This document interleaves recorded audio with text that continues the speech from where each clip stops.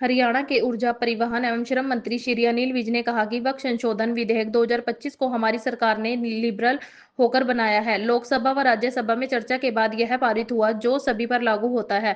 कांग्रेस द्वारा यह कहना कि हमें इसे नहीं मानते तो यह संसद का अपमान है। श्री विज आज वक्त संशोधन विधेयक के खिलाफ कांग्रेस के सुप्रीम कोर्ट में जाने संबंधी मामले में पत्रकारों से बातचीत कर रहे थे। कैबिनेट मंत्री अनिल विज ने कहा कि वक्त संशोधन विधेयक को विधिवत पारित किया गया है। संविधान की धारा 14 के तहत सभी को समानता का अधिकार दिया हुआ है, मगर कांग्रेस के राज में तुष्टीकरण की नीति के कारण कुछ काम ऐसे किए हुए हैं जिन्हें दूसरों से ऊपर रखा हुआ है। 2013 में कांग्रेस ने वक्फ बोर्ड का बिल पास किया था, जिसमें प्रावधान था कि वक्फ बोर्ड जिस संपत्ति को अपनी संपत्ति बताए तो वह उसकी संपत्ति हो गई। इसके खिलाफ लोगों को ही कोर्ट में जाकर लड़ना पड़ता था। यह संविधान की मूल भावना के खिलाफ है। जिस प्रकार से देश में जमीनों की लूट हो रही थी, करोड़ों की जमीन लोगों ने लेकर चंद पैसों में लीज पर ली हुई है। पश्चिम बंगाल सरकार अपराध की जननी। कैबिनेट मंत्री अनिल विज पश्चिम बंगाल में शिक्षक भर्ती घोटाले में सुप्रीम कोर्ट ने इसे असंवैधानिक करार दिया है, पर कैबिनेट मंत्री अनिल विज ने कहा कि पश्चिम बंगाल की सरकार अपराध की जननी है। वहां कानून व्यवस्था का दिवाला निकला हुआ है, इसलिए सुप्रीम कोर्ट ने भर्ती घोटाला रद्द किया है। पंजाब में अब व्यापार ही चिट्टे का रह गया है। मंत्री अनिल विज पंजाब में महिला कांस्टेबल के चिट्टे के साथ पकड़े जाने तथा इसे हरियाणा में सप्लाई करने के मामले में कैबिनेट मंत्री अनिल विज ने कहा कि पंजाब में व्यापार की चिट्टे का रह गया है और बाकी लोगों ने तो इंडस्ट्रियां शिफ्ट कर ली है और लोग काम छोड़ छाड़ कर जा रहे हैं। कई तो विदेशों में चले गए हैं। यह बॉर्डर स्टेट है और ऐसी स्टेट का दायित्व ज्यादा होता है। यदि पुलिस की तस्करी का काम कर रही है तो इलाज भी मुश्किल हो जाता है। विश्व वक्फ बिल जो है वो पास हो गया है, लेकिन कांग्रेस जो है अब इसको लेकर सुप्रीम कोर्ट जाने की तैयारी कर रही है, क्या कहेंगे? देखिए, संविधान की धारा 14 के तहत सबको समानता का अधिकार दिया हुआ है, लेकिन कांग्रेस के राज में अपीजमेंट की नीति के कारण ये कुछ काम ऐसे किए हुए हैं कि ये दूसरों से ऊपर इनको रखा हुआ है। 2013 में कांग्रेस ने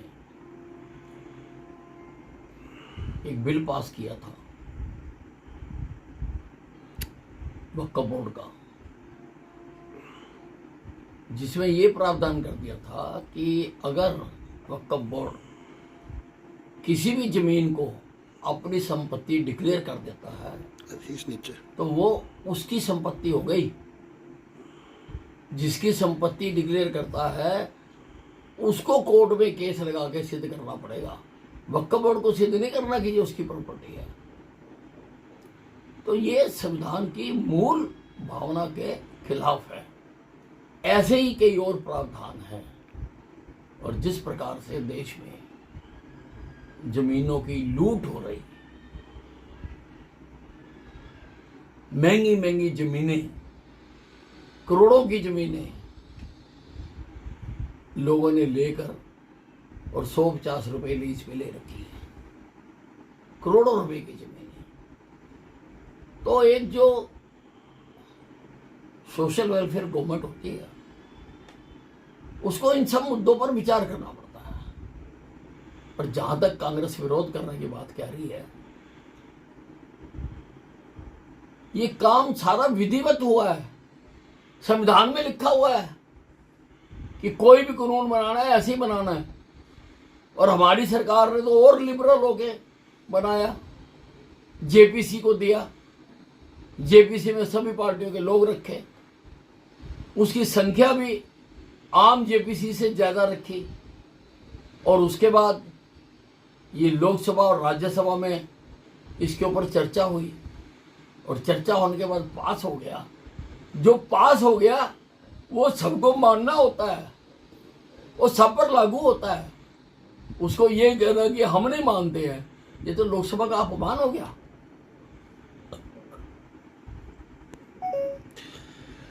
विश्व सुरजेवाला ने ट्वीट किया है, उन्होंने कहा है कि बीजेपी जो है वो वसूली सरकार है, कभी बिजली के बिल बढ़ा देते हैं और अब कूड़ा कलेक्शन के नाम पर हरियाणा की जनता को लूटा जा रहा है। मेरे को सीधा हाल में शिक्षक भर्ती घोटाले में ममता बनर्जी को एक और झटका लगा है।